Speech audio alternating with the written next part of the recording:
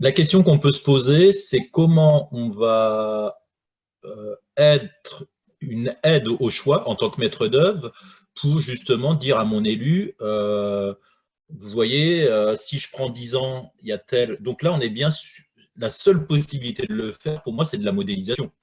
C'est-à-dire, on Absolument, va injecter ou commence. C'est bien ça, Michel? absolument, absolument. Ça veut dire qu'aujourd'hui, on dispose quand même d'outils de simulation qui permettent de voir les effets de phénomènes de fréquences diverses et à partir de là, proposer au maître d'ouvrage différentes solutions lui montrant ce qui se passerait dans l'hypothèse où il aurait retenu une période de retour donnée qui ne répond pas finalement à une protection de sa population. Donc c'est bien par la simulation qu'on peut arriver à moduler les, les paramètres de période de retour qui sont retenus pour les ouvrages. Voilà. Mais c'est une négociation.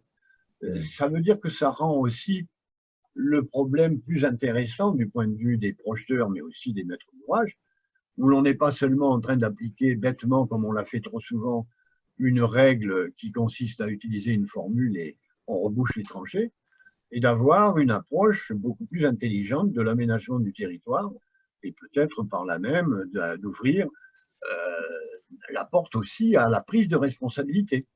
Parce que dans le temps, ben vous savez, on a fait pendant des dizaines d'années des réseaux d'assainissement et quand il y avait des inondations ici ou là, ben, on disait c'est la faute à pas de chance ou c'est un phénomène exceptionnel.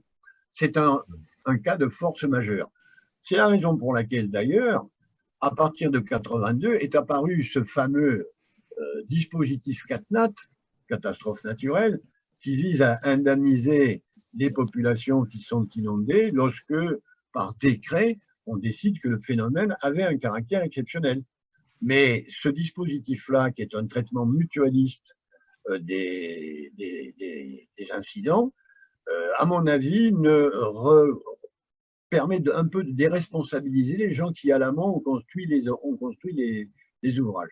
Donc aujourd'hui, au contraire, ça doit être une négociation entre un projeteur, un maître d'ouvrage et un maître d'œuvre euh, autour des définitions des valeurs qui sont retenues pour construire les ouvrages.